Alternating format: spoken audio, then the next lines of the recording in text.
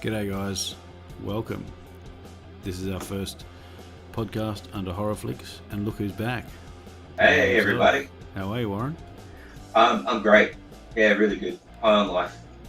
Good to see you back. Yeah, me too. It's good to be back. You know, it's been a couple of years now? Easily.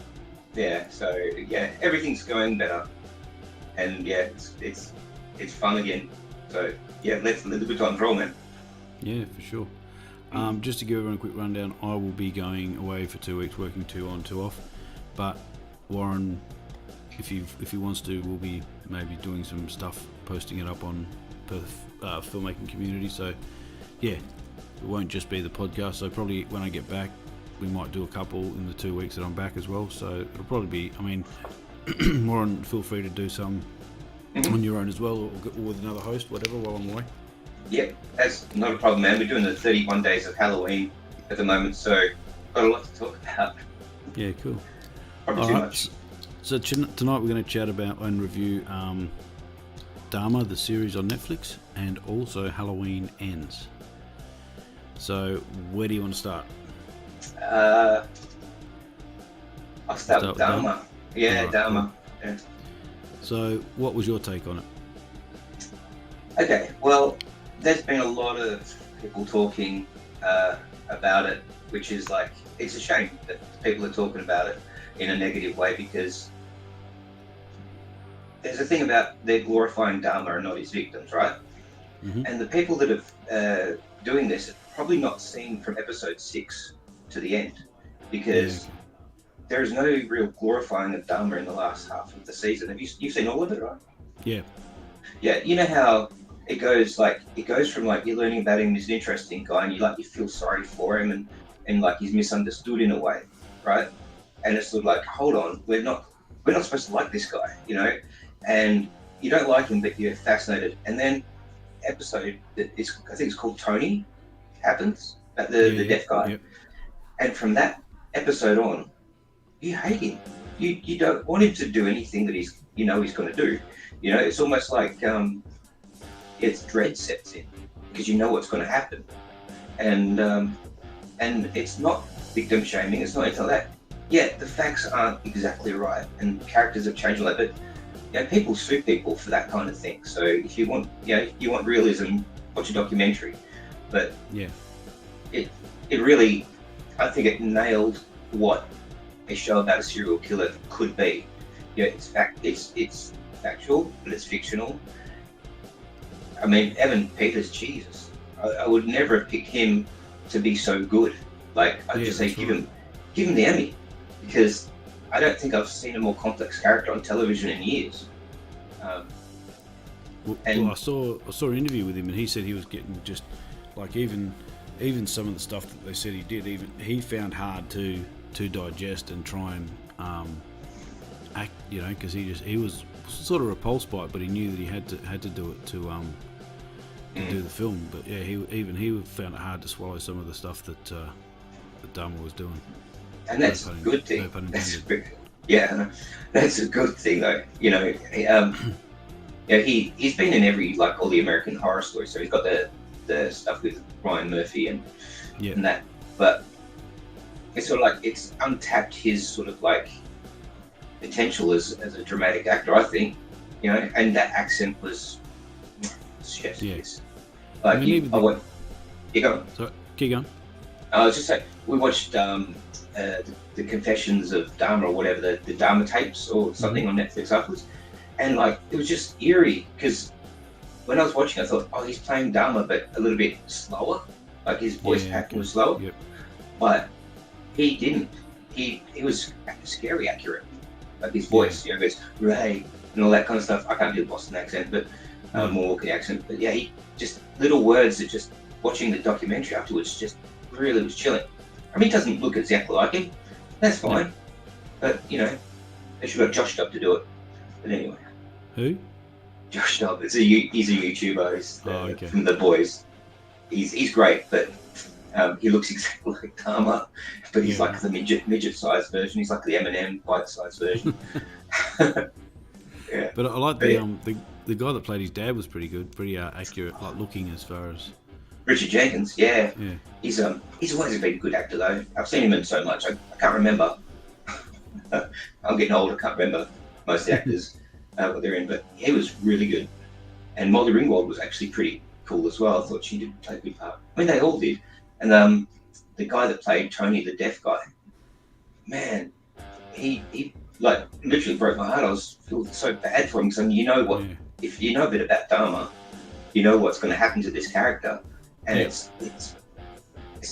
like you know where the finite point is, and you know it's going to it, and it's like every moment of that episode, I was just like, no, just fictionalize it like Once Upon a Time in Hollywood, you know, just do something so this poor guy doesn't die, but you can't fight history. Did you prefer the portrayal of Dahmer to the Bundy one with Zac Efron? Because everyone reckons that with Bundy they sort of more glorified. It was more based around the women loving him, sort of thing, than his actual story. I think they sexualized Bundy a lot. I mean, it's Zac Efron, you know, go figure. But I think in this one, because Dahmer was, I think it's getting, and please have people out there if you're commenting or something, we haven't seen any comments yet, but I think with Dahmer, because it was about a gay guy preying on minorities, I really think that it's getting a lot of flack, more flack than the Bundy one, because Bundy was a heterosexual, good-looking, preppy, Kennedy-like character, and I think we demonize the minorities more than we do the majorities, and Bundy in a way wasn't as scary as Dahmer, because Bundy is like an everyman's sort of serial killer, like he, you know, basically killing wasps, you know, people. But I think it's insidious what Dahmer did, more insidious, because he was preying on the vulnerable, you know, the fringe dwellers, and it was not something I was comfortable watching with the entire show, because it's like, geez, man. And there's people out there defending it, saying, no, it's not about blacks and gays and all that. Like, yes, it bloody well is. You know, it's about all minorities, you know, and him knowing he had the power to manipulate. And the scariest thing is that, and I think conversation, the fact that he was so self-aware, that's what scares me most, because he knew he was actual serial killer. He knew he was doing wrong, and he was fascinated by himself. But he wasn't insane. He knew what he was doing. Oh yeah. Where Ted Bundy was, insane. I like how they added in the John Wayne Gacy and that around the same time, how they were doing it, and I like how towards the end in the prison he actually got fans and stuff. I think if he hadn't have done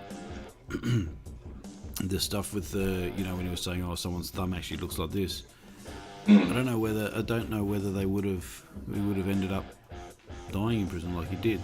Spoilers if anyone hasn't seen it, you should have seen it by now. Shame on you.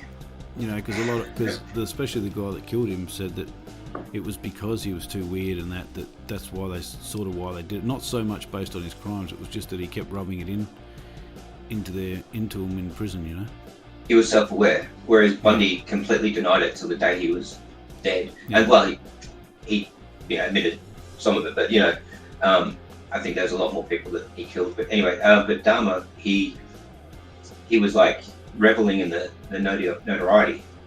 He was actually, I'm famous. I'm going to milk this. In prison, I'm going to be a celebrity. Yeah. And if he hadn't have done that, he probably would have been alive. And he had no, what's the word? Escapes me now. He had no remorse, but no humility in what he'd done. He wasn't humiliated by it. It was a fact. I did this. Yes. I'm helping you out with the bodies and identifying, and I did it, and I'll tell you about it, And I do like how they went into the media after he'd gotten sentenced, like the comic books and all that kind of stuff. That was pretty cool. Yeah. Well, I was looking up just before it says, is all of it true? And there are a couple, obviously. I don't know if it's legally they're not allowed to make the whole thing fully accurate, but I would say so because of people being sued and all that. yeah, okay. So it says here that when he works for the plasma center, he didn't actually drink the blood from a bag; it was from a vial. So, but which is no real big deal. Yeah. And the guy that killed him in prison, it actually says that he killed Dahmer first, and then the other guy. But I'm pretty sure that I remember that Dahmer was in the bathroom when he was killed, not in the weight room. Oh, so he was the guy mopping up in the bathroom. No, the black guy that killed him.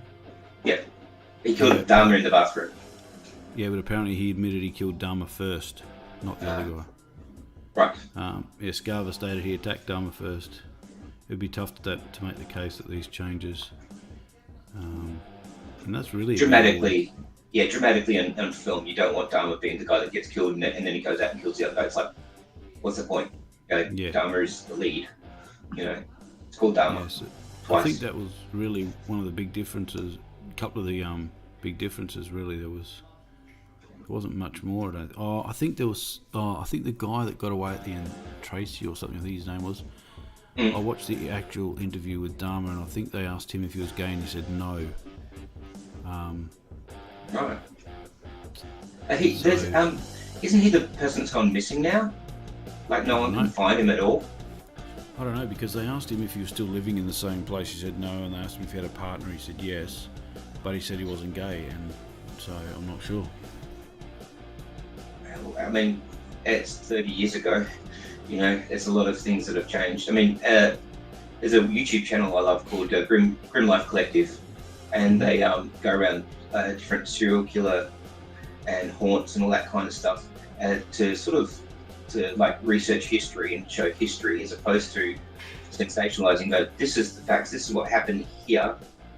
Bad stuff happened, and they go to where Dahmer's apartment was.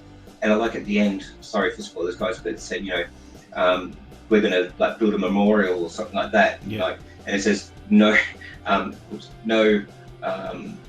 has been made on this site, in 30 odd years. And it's true. They went there earlier this year, and there's nothing there. It's just a big rolling hill of green. It actually looks gentrified now, like in Candyman. It looks like it's a nicer neighborhood now. It looks like New York in the friggin' 80s in the TV show. Yeah, right. But yeah, so what's your take on it, man? What did you think? I enjoyed it. Obviously I've got nearly every true crime book that there is with all the serial killers in it, and I knew sort of that from, not so much from Bundy, but a few of the like Mindhunter, and a few other shows like that it wasn't going to be 100% accurate, but still you know, if you read it yourself, but I enjoyed it. I actually preferred it to Bundy's one, or to Zac Efron's one, but I think they need to make more like that. Like, I think the next one they should do would be Ed Kemper. That'd be a good one.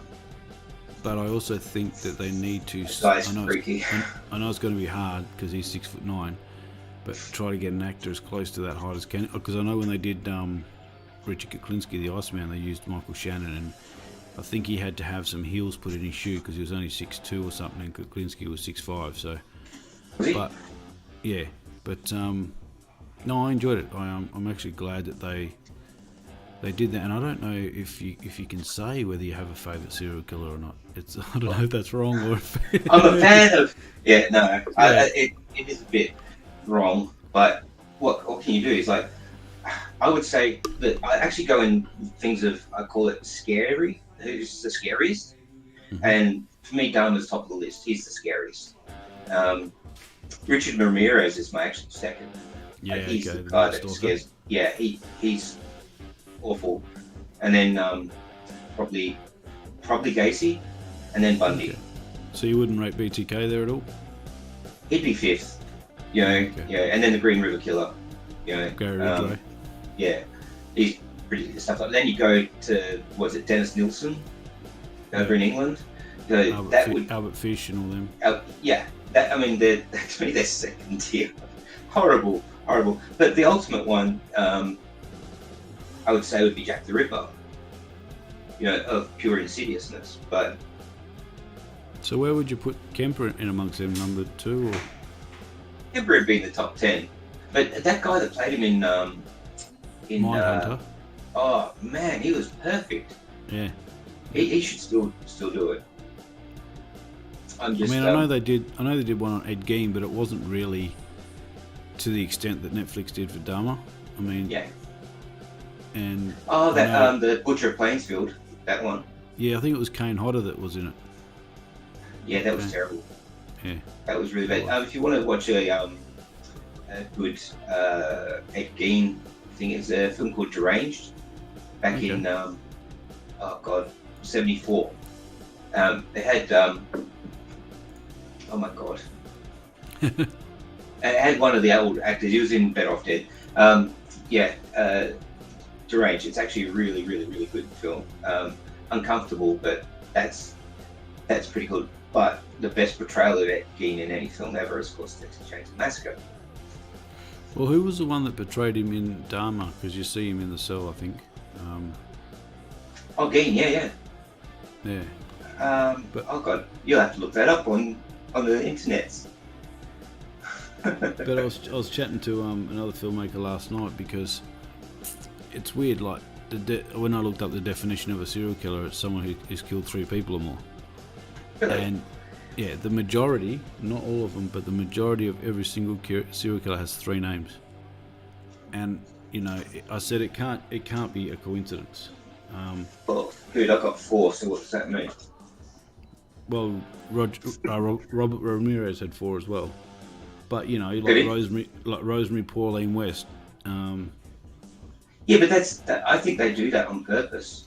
Gary Leon Ridgway, Eric Edgar Cook, Ted Theodore Logan. No, Ted Theodore Bundy. Robert Theodore Bundy. Oh yeah, Ted. Same. Yeah, Ted Theodore Logan, mate. And then he goes to me, the Beaumont children have gone missing. I said yes, but they've all got 3 names each as well. So how do you know they went missing? Really? Yeah. I don't think it's actually that I don't think the 3 name thing is that much of a big deal. Personally. Well, I mean, you got David John Burney, you've got Bradley John Murdoch, then all the guys from the Snowtown murders. I think that they actually do that on purpose, though. Like they make sure that they have the 3 names, so you actually know. But I'm saying, Mark David Chapman, Yeah, but I'm saying the majority of the ones that do it have 3 names anyway. Okay. Yeah. Most of them. Yeah. How's my microphone, by the way? Yeah, good. Cool. We haven't got any viewers, do we? 3 people watching. Yeah. Some people don't. It's like when I do. I like it. It's like when I go live on PFC. Sometimes I get like 10 viewers, but then when you watch it back later, there's like 200 people watched it back. So it's. I remember those days, mate. Remember when we used to get like 10 people in total? Yeah. In total, even watching. Yeah. That was the days. So what would you rate it out of 10, the Dahmer Show? I'll probably give it an 8. Yeah, I'd give it a 9. I would have liked to have actually seen him maybe kill a couple of people, actually do it, instead of just like, taking him and then it shows you them dead afterwards. Yeah. But that's just me. See, I think the reason why they didn't do that, a very good reason, is the fact that censorship, gore, all that kind of stuff. But also, if they showed more people being killed, like the 17 people, if they showed more people being killed, it would have been redundant, and it would have taken away from the impact of the actual deaths. Yeah. Like seeing like Tony and the last guy, Tracy, getting away, and you seen that guy with was it Travis with the dumbbell? Yeah. The first one. Seeing all that kind of stuff, that was like almost the beginning, middle, and end of his career. You saw that Conrad kid. Oh my God! You saw that.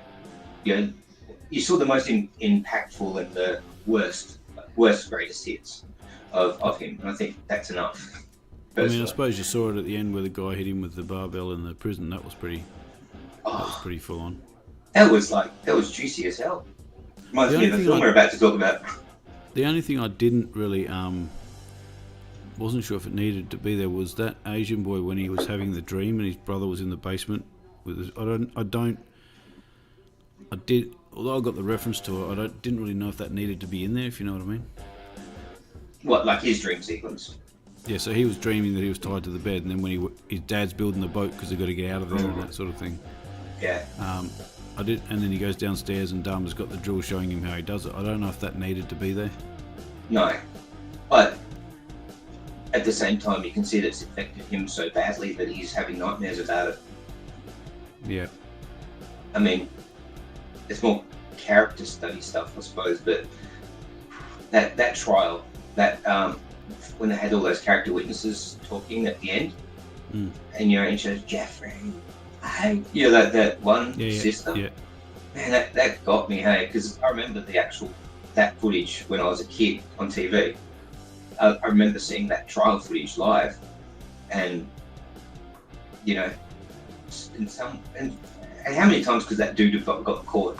I mean, taking out the trash when the cops pulled him over, just doing some yard work. I can't sleep. My parents are divorcing and having trouble. The guy with the handcuff.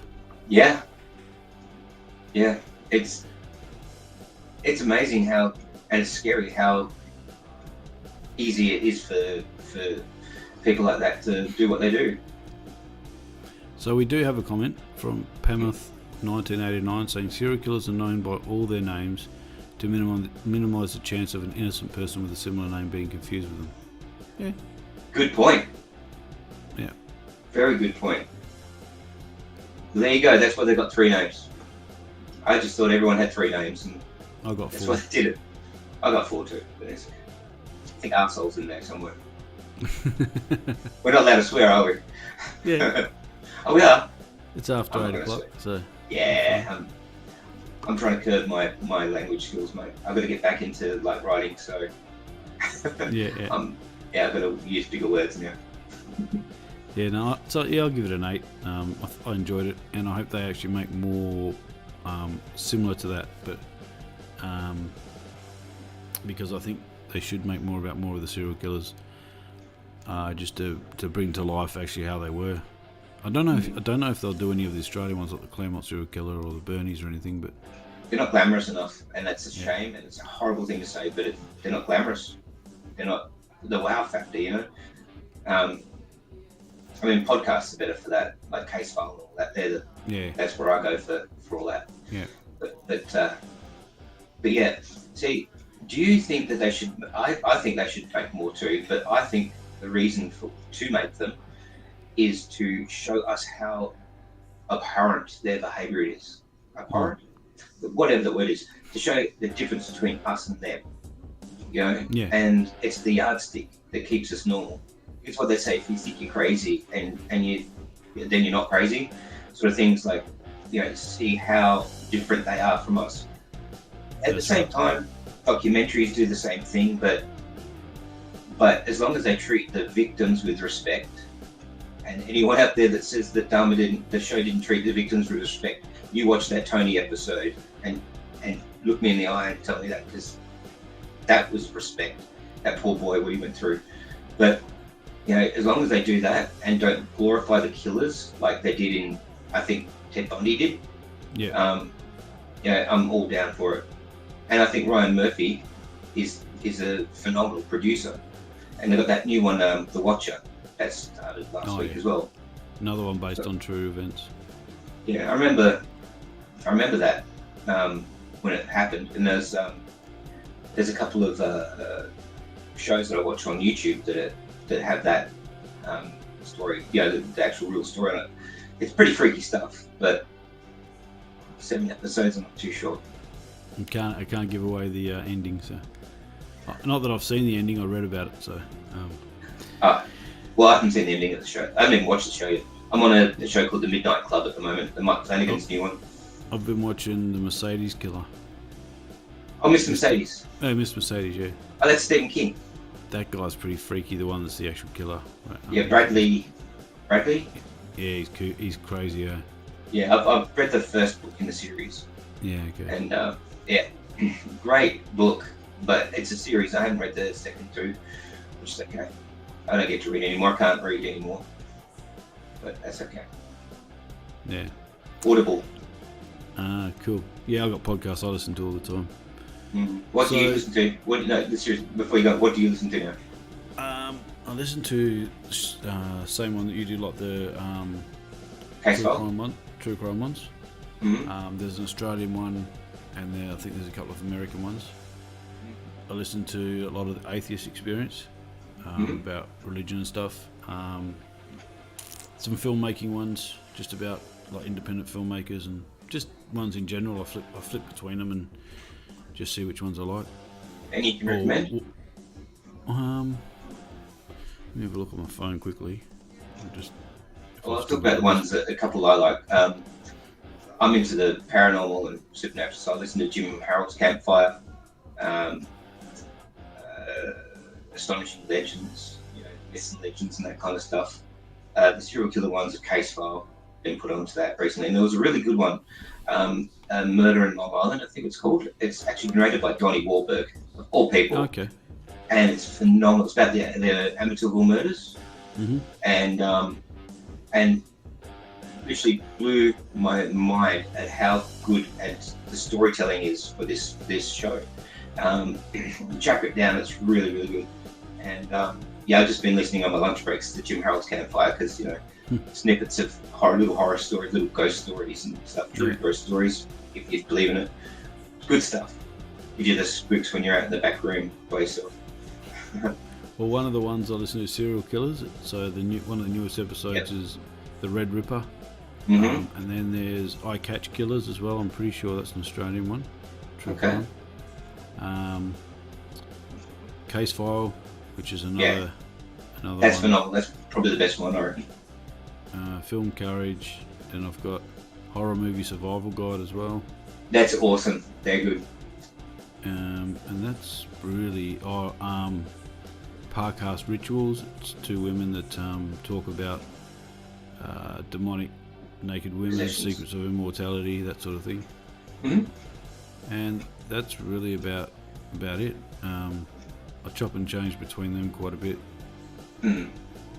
Okay. Yeah, so I guess it depends on the mood I'm in at the time. Yeah, I'm always in a spooky mood, mate. It's Halloween right now. September's Halloween Eve. It's Halloween. October is Halloween. Are you doing anything for it? I'll be working away. Damn, that sucks. I could take my Myers mask and put that on and say Happy Halloween. Yeah, do it, man. Doesn't matter. Hey, you take one for the cause. We're not out at night time or anything, so. Really? Yeah, it's really restrictive. Fair enough. So, what's the next one we're talking about? Halloween Ends, but does it? Well, that's the thing. Yes. Could you do me a favour though in the background? Could you lower the music down a little bit? Because I can't concentrate on Halloween Ends if I've got that music. You should put on Halloween. No, copyright. Well, I think if you play bits and pieces of it, you're alright. But yeah, but I'd want the whole soundtrack, man. Yeah. But so, what did you think? You go first. No, you go first this time. All right. So I went into it obviously with certain expectations, which were met. Hold on. Spoiler free or spoiler? Well, spoiler. I don't know whether to give spoilers or not. That's all. Let's do spoiler free for the first 5 minutes, and then we'll go spoilers. Yeah. Yeah. So you sort of. One of the things with me when I watch a film is predictability, and obviously with the Halloween ones there is a bit of that because you sort of get an idea of what's going to happen, and just because of the way that it is, which is fine. It's the way it's meant to be written. Same with Friday the 13th and things like that. One thing I did, which I wasn't expecting, was that I thought there would have been more of Mike in the film himself. But I also like the twist they put on it, where you don't see as much of him, and it's the other guy. Okay, let's just go spoilers. If you haven't seen this, guys, we'll put a link when we repost this or whatever. We'll just say spoiler film because we can't talk about this film without spoiling it, and we'll probably lose like the 5 people that we've got watching.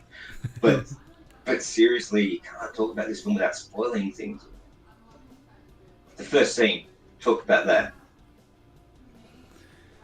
Yeah.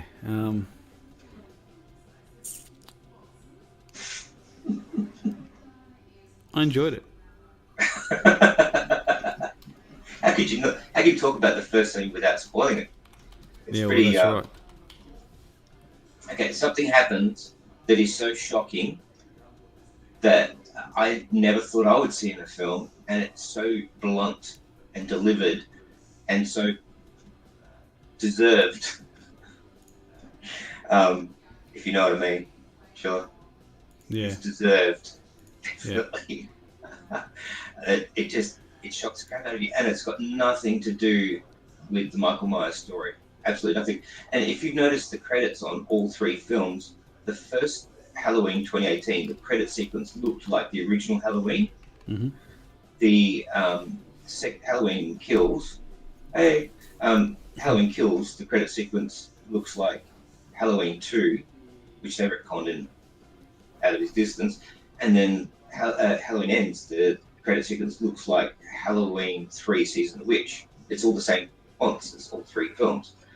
And the way I look at it is this is the Halloween 3 of this new trilogy. You know, Okay. it is part 3. And you know, he's saying that Michael's not in it as much. Well, he's actually in it more than he was in the original Halloween movie, ironically. But his lack of presence is really similar to Halloween 3. So it's its own creature, really. It's sort of like trying to shoehorn in a Halloween 3 experience via Grease 2 into the the new trilogy. Did you get all the parables, man? With all the oh my lord! I was watching it, and I was like, "This is Grease 2. This is literally the storyline of Grease 2." I'm waiting for like Adrian Zmed to come out and sing about going bowling. You know, it was like, what the hell? I mean, I love Grease 2, but it was for them. Okay, I've got to talk about Corey and the granddaughter's name. What's the name? Oh my god, that's embarrassing. Wow. Hang on, That's let me just use terrible. old mate Google.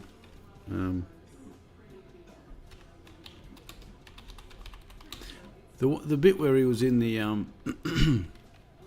in the cave underground, and he seemed to be getting beaten up by Corey.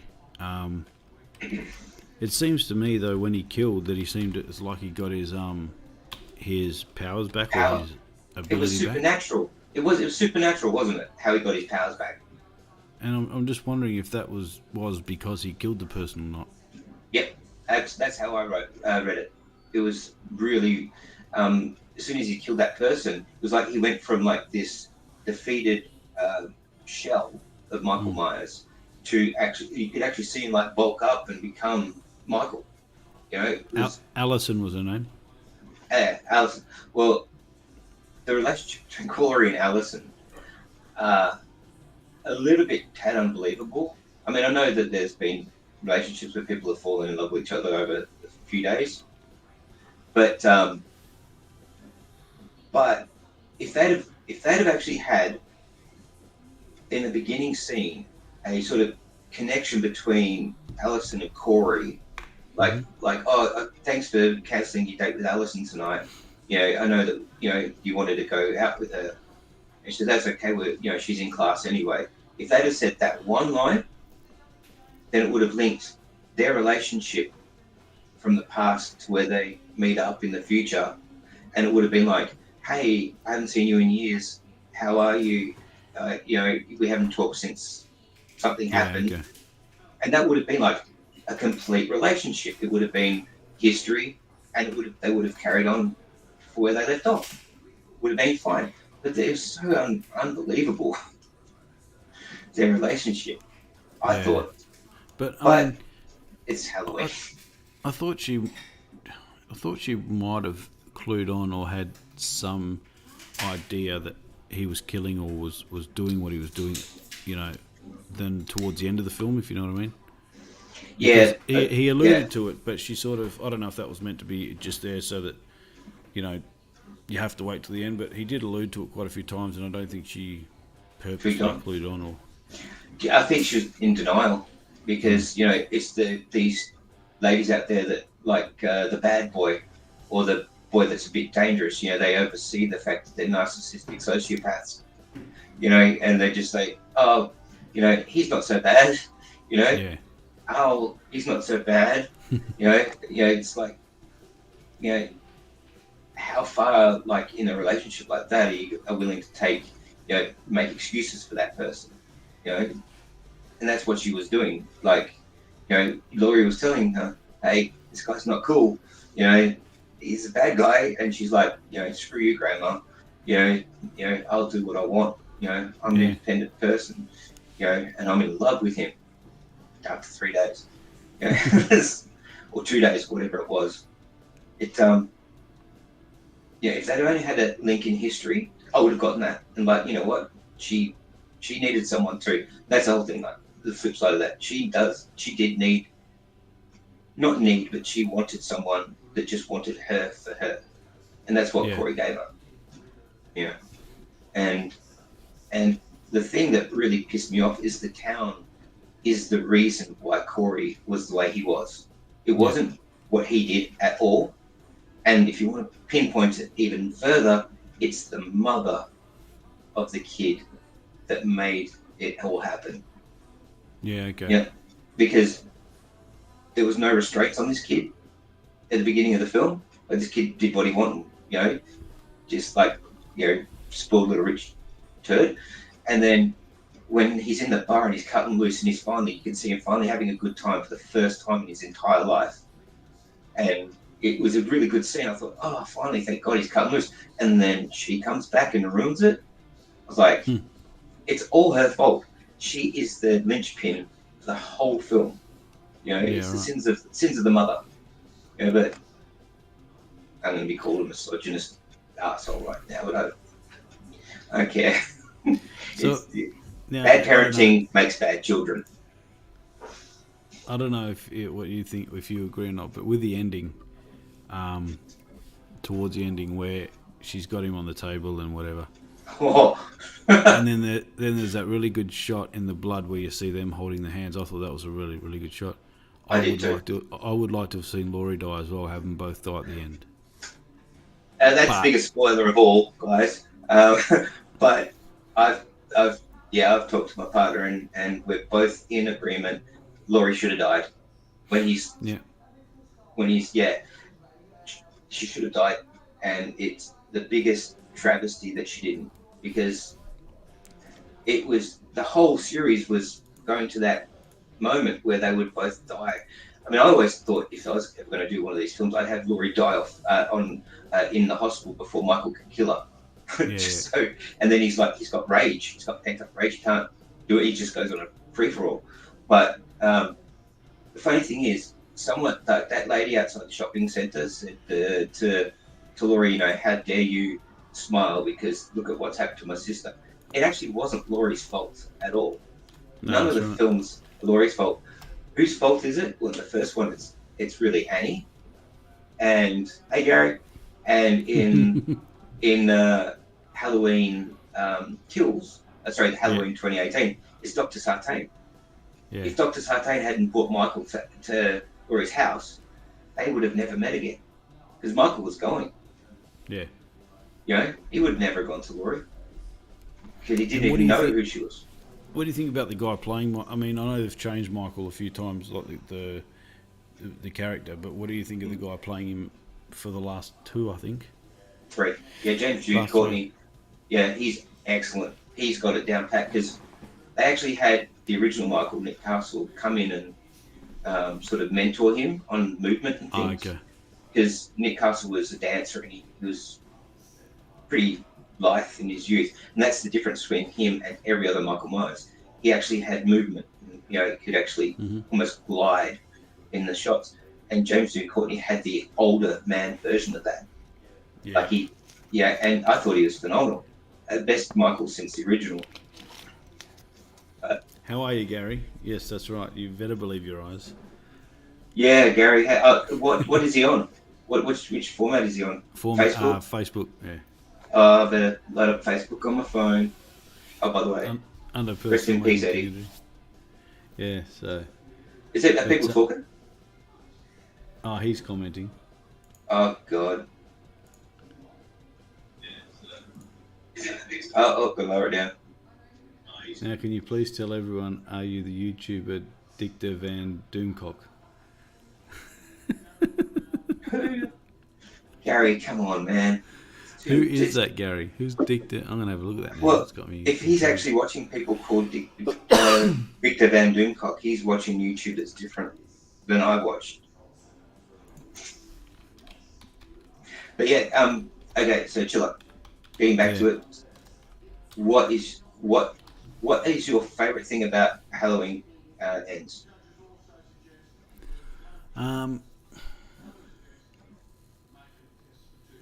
Besides, obviously, him dying. That the actual scene? Yeah. Yeah, that's phenomenal. So much Well, cool. I'm sort of like, I thought, well, how are they going to do it finally? Because they've burned him, they've done all that, and if he's supernatural, Chopped his head off. Yeah. It's choose your own adventure, though. You got to get to that one. You can't just like watch them all in a row. It's like, which branch of Halloween shall I watch today? Yeah. Actually, I didn't mind when Michael actually killed Corey for, I guess, impersonating him in the house. You know, when because for me it felt like, well, Corey was helping him in the tunnels, and then now I suppose Michael was like, well, I don't need your help, or I'm out. I can, I'll do it myself. But did Michael kill Corey, or did Corey kill Corey? Yeah, well, he did, but was it in ode to Michael to let him finish what he was doing, you know? Yeah, like let Michael finish what he started, sort of thing. Yeah. Gotcha. Yeah, I think I enjoyed it because it was sort of, he's like, well, to Laurie, well, you're not going to get me, you know. Michael wants to finish what he's doing, so I'll just do it, and that's it. I thought I enjoyed that part. And your least favourite part? I'd say, like you were saying about the relationship part, the connection between the girl and what was his name? We just said it. Corey, yeah. Isn't it weird? After 3 movies, we don't remember her name, but we remember Corey's name. I think that was a bit rushed, so. But besides that, I actually enjoyed the film. Like I said, you go into it with an expectation knowing that Michael's probably going to die somehow. So it takes away that mystery factor, but I guess finding out how it happens and the kills themselves are good as well. But being a slasher type of film, I guess if you call it that you do go into it with that kind of, okay, well, I know I sort of know what's going to happen here. But I think if they had to really make it Halloween Ends, if they had have killed Laurie off as well, that would have been, because like you said, does it because it's she's still alive. But no, I did enjoy it, and it's I guess you've got to be a fan of Halloween and Friday the 13th to actually enjoy. If you're just watching it just to watch a slasher or a horror flick, then you're going to be like, oh, this is just the same old thing, just kills and whatever. So I guess there has to be that sort of, you have to be a fan in a bit of a way to appreciate it all. Yeah, I mean, man, I got issues with it. I mean, my cons. Lindsay did not have enough screen time. I mean, it's Lindsay, it's the little girl from the first film. She was basically a cameo. I thought it was disrespectful. The relationship was almost laughable, and the turnaround of Laurie, going from a happy person that's writing memoirs, she's dealt with it, she's probably had therapy, she's doing well, and then that turnaround that she goes back to almost mentally crippled again. not crippled, but mentally she's so affected that she can't, function now. She's now obsessed with Michael again. I thought that was just too quick of a turnaround. Um, it was almost instant character change, and and that scene where Corey is talking to her in the house and she's rocking back on the chair, was that Laurie or was that his imagination of what Laurie is saying to him? So I don't think it was actually Laurie there. I think it was his psychosis. Oh, really? And the supernatural element with when he killed that guy and then he becomes Michael again. I actually liked that. I thought that was. Yeah. I mean, I'm not against supernatural stuff in the slasher films because how is you gonna explain it? But yeah, the biggest con is the relationship, without doubt. However, I think it's got probably the best opening scene of a film since Scream. Yeah, okay. I think that opening, it shocked me so much that I was like genuinely, we're on. It's going to be good. The end battle, yes, Laurie should have died, without doubt, and it probably is a reshoot. They probably did it that way and they reshot it. But as she's leading him like a pig, and he grabs her throat, that's when he should have crushed it. Because Michael Myers, he should have crushed the larynx within a second. But I love how she put that refrigerator on his legs to pin him. I was like, yes, something that I wouldn't be able to physically do, but I'd do it. And everyone's saying that Allison should have ridden, she drove off at the end, right? She should never have come back. She should have just left Laurie to die. Yeah. After what happened with Corey. But the final scene where he's on the roof and all that kind of stuff, it was like such a catharsis for the town of Haddonfield. I thought that was actually pretty beautiful. Even though he was put in that Christine Russia, I thought it was actually a pretty beautiful, poignant thing for the town. They needed that release and escape. But I would have had his hand grab her foot and bring her down into the crusher with him.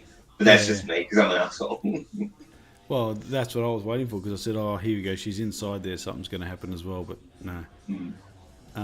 But no, I think there was quite a lot of good camera work in there. Especially that scene where he's holding her hand into the blood, and you just that was a really good shot.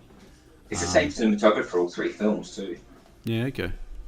Yeah. I mean, they all have different color palettes, all three films. Yeah. But I can't remember if his name's Michael Reynolds or something. But he's a mad horror fan. He's done a few horror films, and he's brilliant.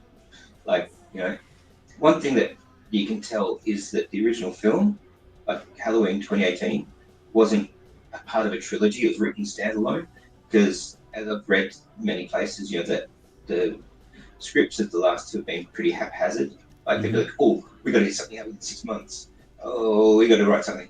There's no sort of overarching story. Yeah. I mean, geez, even Alien 1, 2, and 3 had an overarching story more consistent than these films. But they had years in development. So, but yeah. So overall, I'd probably still give it about an 8. I think it was good. Like I said, there were some, and I agree with you. There were some bits and pieces that I think could have been done better. But yeah, I mean, overall, if you're going into it expecting to have the kills that you're used to seeing, and go into it expecting that the stuff's going to happen, then yeah, you go into it with that, and it's exactly what you expect. It's Halloween, it's a film, series that started in '78, and it's not going to end.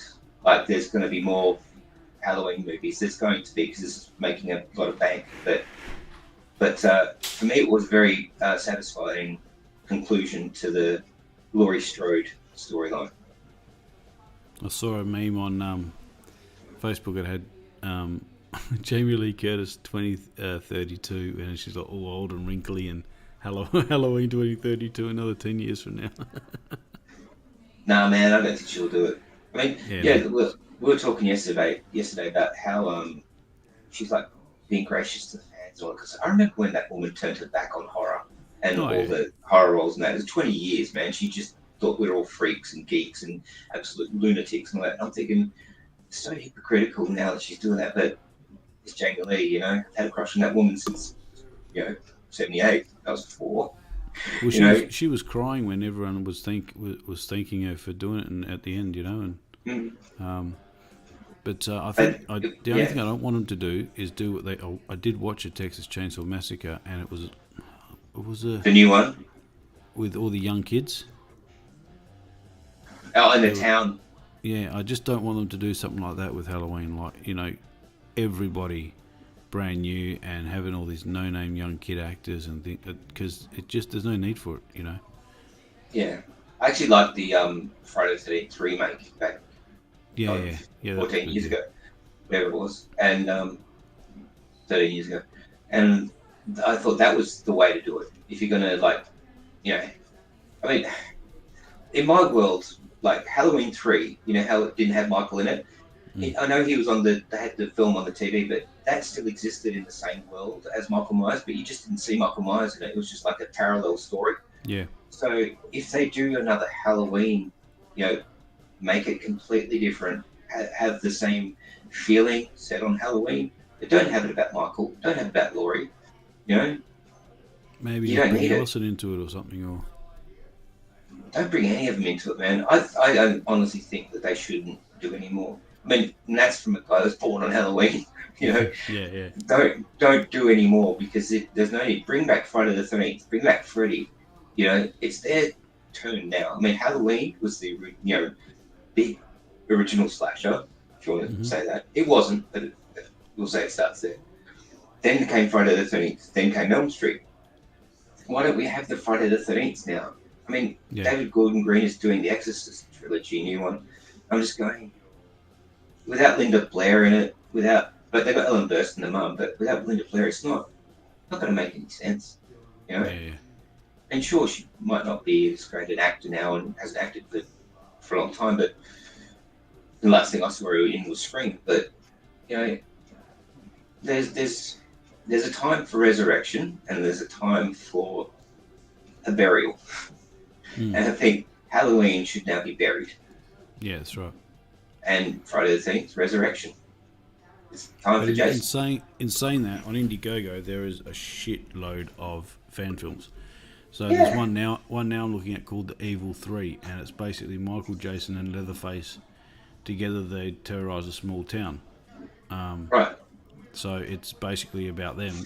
And there's one. Oh, there is a Texas Chainsaw Massacre one as well. But there's with the fan films I was reading, because Fear of the Mind will be coming out soon. Awesome. Obviously, you can't make any money from them, and any money you do raise has to go towards the production, not paying the team. With the screening, it has to be free and stuff.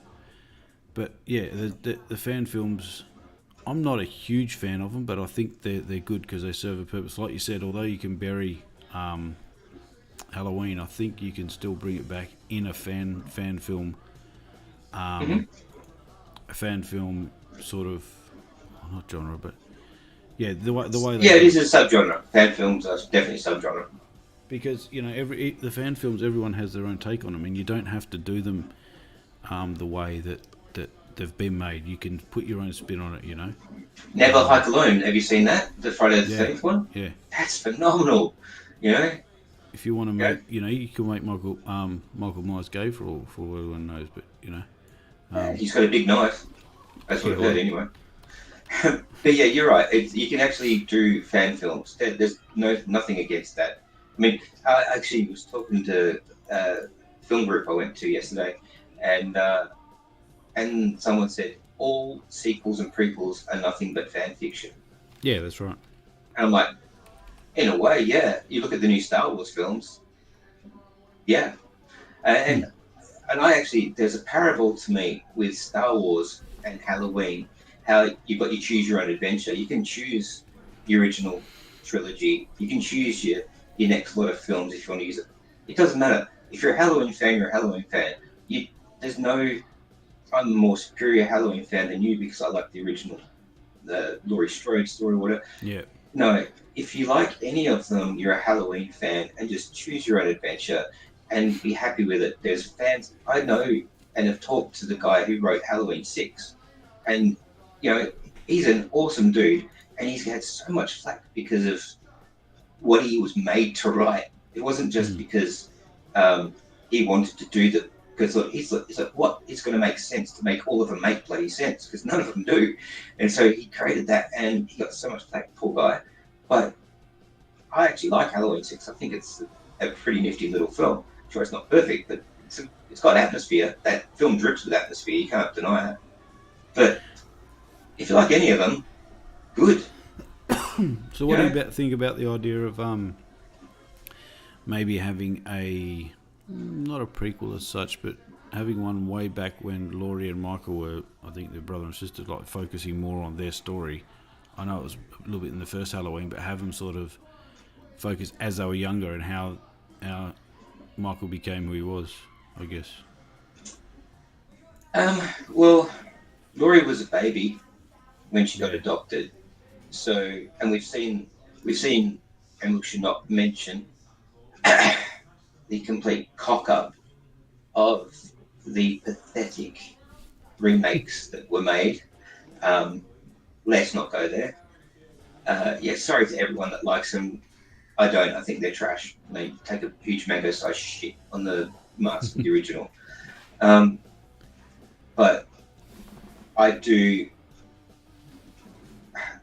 That stuff in the hospital that was filmed for part 2, for the televised version of part 1 as well. That's good and all, but I would like to get away from that. What I would actually like to do is explore the world of Halloween 3 more, the Silver Shamrock, and have that meet Thorn, the cult that was making Michael. He's had that thing on his hand in part 6, on his wrist. That's like a cult symbol, So have that match up with Silver Shamrock, and somehow the druids that were controlling Silver Shamrock were also the druids that were controlling Michael, and bring those two worlds together. But how come in this the credits they call him the Shape and not Michael? Because in the original script he was called the Shape because he wasn't human. That man, he's not human. Yeah, right. Loomis said it perfectly. He wasn't. He was the boogeyman. The boogeyman is dead. Long live the boogeyman. Yeah, okay. But no, I mean, like I said, I enjoyed it again. And what's your rating again? 8. Okay. The only reason I do that is because it doesn't matter what film I watch. I don't think there's ever such a thing as a perfect film. It's never going to be. Everything has something. Raiders Lost Ark. I'm sorry, what? So yeah, that's the only reason I don't. Actually, you get a 9, maybe 9.5. There is. Nah, man, I would argue. Back to the Future. Perfect. That's a perfect movie. From top to bottom. But anyway. I'd have to rewatch it again. Hold on. I just did. You gave it an 8. Okay. I'll give it a 6.5. Okay. Oh, 7. 7. Solid 7. Solid 7 because it had a lot of awesome things, but it also had a lot of failings that could have been sorted in the script. Like 3 lines of dialogue would have changed the entire thing. So, yeah, I think there was a lot of missed opportunities, and it smacked to me of reshoots and re-editing. Yeah. Not studio interference, because Blumhouse is actually pretty good to work for, apparently. Give me a job. But it did really feel like that there was a longer cut. Like, I would go another half an hour watching that movie, like 45 minutes, give me another half an hour, 45, flesh out all the stuff, have more Lindsay in it, have the Corey and Allison's relationship have a previous setup. If they did that, I would give it a 9, especially from that start of that first scene. What did Gary say? Don't bother mentioning the films of Terrence Malick, John Cassavetes, or Mike Nichols. Who are these people? Seriously, Gary, you having a stroke, mate? Who are these? These not real filmmakers. I was like, they had this filmmaker called Carol, someone that directed the Thurn Band, Carol Reed, I believe. I was so shocked to find out that a lady directed a really famous film from the 40s in black and white. I am joking to everyone. Do you actually know who they are? Yeah, of course I bloody do. Okay. That's like giving Gary crap. Yeah. So he's asked if you're going to be in a fan film, obviously. If I was, it would be based on the Texas Chainsaw Massacre. I've already got the whole story worked out. And he said, you must be about 76. I don't know what that's referring to. I'm a 74, baby. Okay. Halloween 74, buddy. I missed you, Warren. Thank you. Missed you too, Gary. Cool, man. Well, we've been on for about an hour, so that's cool. Usually we only do one, but I thought we'd give two of them a go tonight. So, guys, don't forget, if there is anything you do want us to look at and review as far as films go, I'll leave the email. Yeah, I'll leave the email on the bottom. You can private message us either way. Preferably horror or thriller. Local, if there's any local independent ones you want us to look at. I am looking at trying to find Winnie the Pooh, That Blood and Honey, because I wouldn't mind watching that. I've got my tickets to Terrifier too. I know there's only so long you can give a bear honey in the woods and leave him on his own before he becomes psycho. Okay. Well, with a name like Winnie the Pooh, what do you expect? Well, have you seen the Terrifier 2 trailer? No. Oh, actually, I think I have, yes. Art the Clown, just a great modern horror character. Like, if they do it right, because this film's making a lot of money.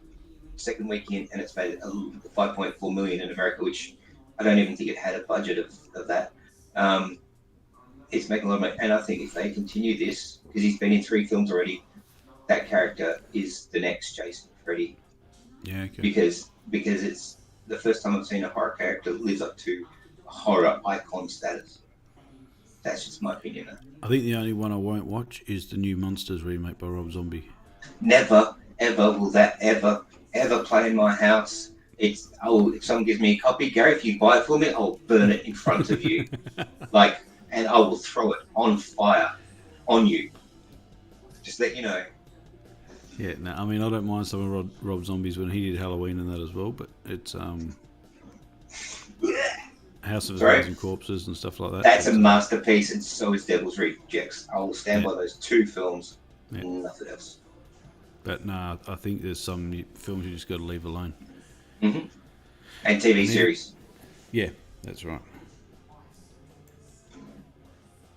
You need a character like Warren in your film, Anthony. Well, he hasn't told me about his film properly yet, so maybe. Yeah, that's right. You're looking for your lead action hero, sort of. I'm masculine dude. I'm actually looking for a caretaker that has quite a bit to do with. I'll explain it to you later. Okay, don't spoil the film for people, Jesus. Put Warren in a Rob Zombie film. Yeah, I'll be a corpse. Yeah. So you have to kill me.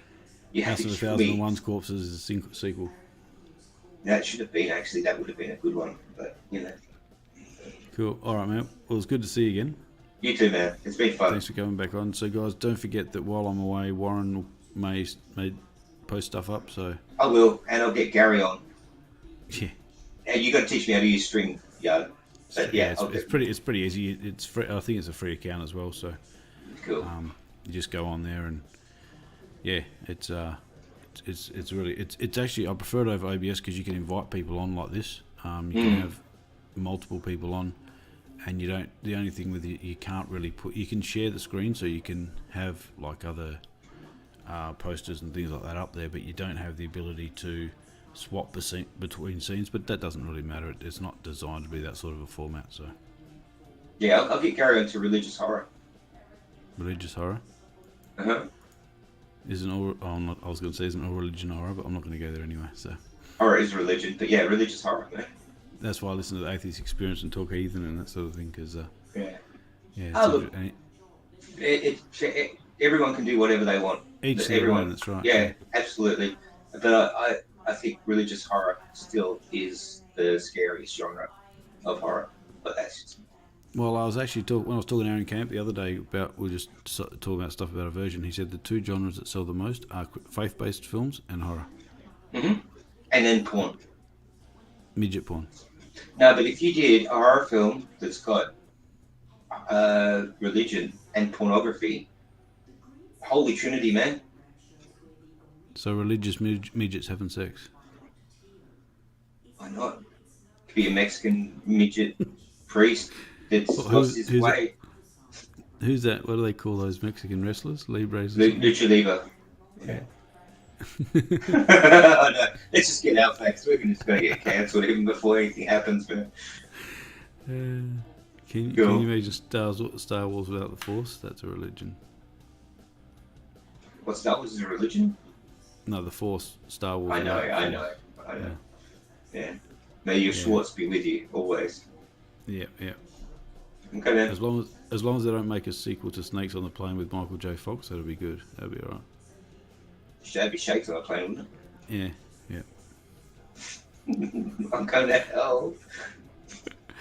All right. Well, thanks for good to see you again. Yeah, man. We'll do this soon. And I'll, 2 weeks?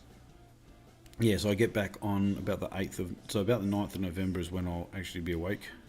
Because it's an 18-hour drive and we're driving straight through. So. Okay. And when you're back, it'll be the Sunday after. Yeah, are you going to the premiere of Thorns and Thistles, Aaron's one on the 13th of November? I hadn't planned on it yet, but I might do. Yeah. You should do. There's still tickets available. Cool. Where is it playing again? Luna in Leaderville. That's right. I saw the thing on Facebook for it yesterday. Yeah, I was co-producer on that, so low budget feature, but I think you'll enjoy it. It's it's not a horror or anything, but it's. What day is it? I think it's the 13th of November. 13th. So that's Thursday? Sunday. That's a Sunday. What time? Let me have a look. Hang on.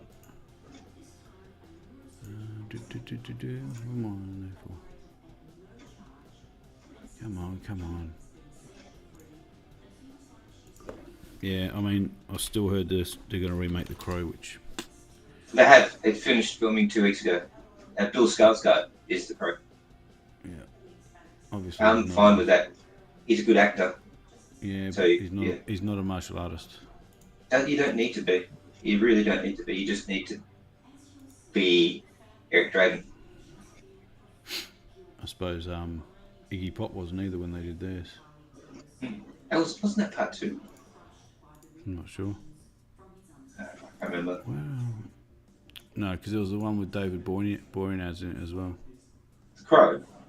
Yeah. Was he in it? Oh, they did one, I think, with him in it. Jesus, right bottom of the barrel. He's good in SEAL Team, but...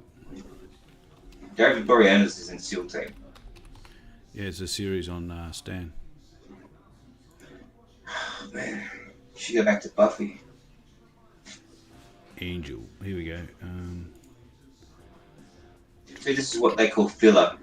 Anthony's looking Sunday. up something, so we're bantering so he has time to find Sunday, it. November the 13th at 6:30.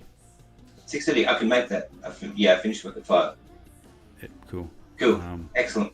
Well, send me the link or link it up on the filmmaking community again. Just repost it, and then I'll click on from that. And everyone, do it. I think he said he sold about maybe 40 tickets so far. So if you want to get down, support a local filmmaker. It might not be your genre, but you know every bit of support we can get is helpful because we need more of it. It's and the money goes back into the industry, guys. So we should do it to help make more films and things like that. Yeah. Mm-hmm. Awesome. All right, everyone. So I got to tap him up for some funding, guys, and be a producer again. So let's keep it going. Yeah, exactly. All right, man. Well, again, thanks for coming on. No worries, buddy. My pleasure. And it's good to see you. I'll still speak to you while I'm away because I'll have reception anyway. Cool. And we can maybe sort out what films we want to review next on the next one. And again, guys, if you want us to review anything in particular, leave it at the bottom,